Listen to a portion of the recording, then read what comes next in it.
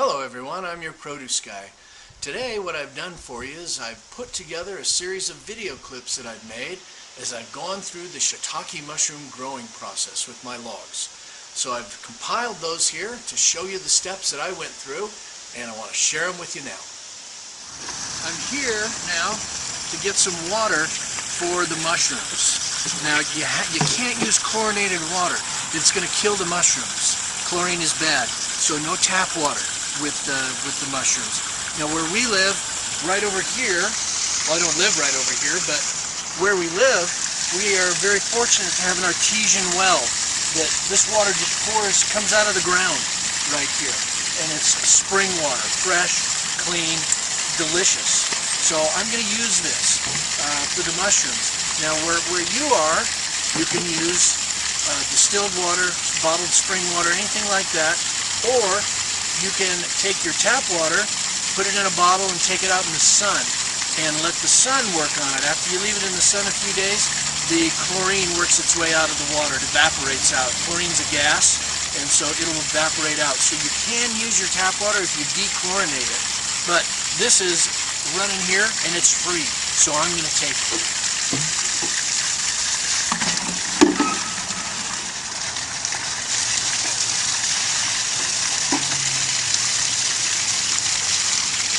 Okay, I'm going to take this water home. I'm going to use it for everything, including the ice. I'm going to freeze some of this in some old gallon milk jugs, freeze that up for the ice, and use this for the fresh water. So let's go home and start soaking these mushroom logs. Yeah! Alright, the next step for getting our logs ready to produce is called shocking. Now we're going to soak one of the logs. I'm going to alternate. So one of the logs is going to get shocked now. One will be shocked later. It'll rest for now. I've got just a regular ice chest right here. Now if you had, you can see that log's about 10 inches long. If you had a container that it would fit into and you were spacing your refrigerator, you could just put it in your refrigerator and some nice ice water in there and shock it in there for 24 hours. My refrigerator is full of fresh produce. So I'm going to do it in this ice chest. Now I scrubbed out the ice chest, and I've got my spring water that I picked up. I've got about 1.5 inches, 2 inches in here right now. And then I made some ice from the spring water as well, just an old plastic water container. Put that in the freezer and froze it. So I'm going to go ahead and break out this ice and get it in here, and then we're going to get to the shocking. Okay, I busted the ice out of my plastic container, just kind of chopped around it with a hammer, and got the ice in here. Got a big old ice cube in there. I've actually frozen a total of 3 of these. We'll put this in, we'll shock it now, and in the ice water. Then I'll probably add one before I go to bed and another one in the morning after I get up. Now the shocking, what the shocking is all about is the mushrooms are in here, they're alive, they're growing, the roots are, but the shocking fools the mushrooms into thinking it's springtime, it's a winter chill, and then boom, they come out and it's time to flower. And that's what makes them get to work. So in it goes. Okay, and just turn that up. I don't know if you can see that at all, but I got my log in there. Not quite enough water, so we'll add some more water, and we'll set this thing aside to soak. Okay, here's our next update on our mushroom logs. I got done soaking the logs. The first log was the log was shocked, and that was in the ice water. It was in there for 24 hours in that ice bath. I pulled it out and got a plate and just set it on the plate. Then I took the next log, that's this resting log right here. I soaked this one for 12 hours at room temperature water. These logs need to maintain about a 35% interior moisture content for the mushrooms, and so the logs have to be soaked like every 2 weeks. Now today's Thursday. I took that log out of the shocking bath on Sunday, so we've been about 4 days here. I've got to show you this thing. It says in about a week mushroom pins develop. Look at these things. I've got mushrooms busting out all over this log already. Look at that. Isn't that great? This is Thursday from Sunday. Terrific. So this thing is really starting to go. We'll keep you updated. Now this is what we've been waiting for.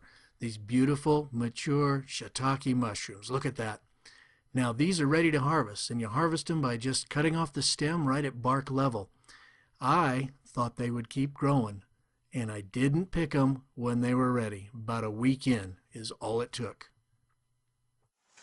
Okay, I have an admission to make. I am a man, which means that I am genetically predisposed to not stopping and asking for directions and not reading my instructions. I'd have had more success had I thoroughly read my instructions. I thought that these shiitakes would keep growing and getting bigger and bigger. Well, not the case. These guys are at the end of their life cycle. So now I'm going to harvest these, and they're going to be dried and used in building a soup stock, a delicious soup stock. But I missed my window on this second log. This was a great experience, though, seeing the mushrooms grow.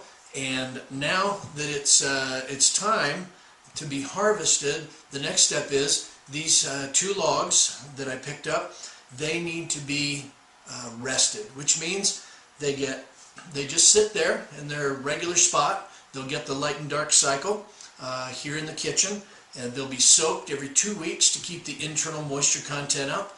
And in about 8 weeks, I can fruit them again. The fruiting, which I thought took up to a month, takes only 6-7 days. You'll have mature mushrooms like I did in the photos that we showed you. This has been a lot of fun. I just want to remind you that if you'd like to pick up some shiitake logs and grow your own right in your own kitchen, to go to shiitakemushroomlog.com. That's the website for Lost Creek Mushroom Farms. My friends there will hook you up, and you can grow your own as well. I hope you've enjoyed the video. Thanks so much for being with us, and any questions or comments you have, please leave those. I'm also looking for possible suggestions of what to do with the mushrooms. I've had a suggestion of fresh mushrooms on a pizza, shiitake mushroom pizza. I'm going to make some soup with some of these dried ones. What other ideas do you have? Leave those in the comments section, and we'll try and put those into practice. Thanks so much for viewing the video today. I am your produce guy, and as I harvest these mushrooms and just slice them right off the log here, there we are. Want you to remember, fresh is best. Okay, this salad is so easy. It only has 4 ingredients. First of all, I've got fresh ripe apricot, some crumbled blue cheese, some toasted walnuts, and some honey that we're going to drizzle over the top.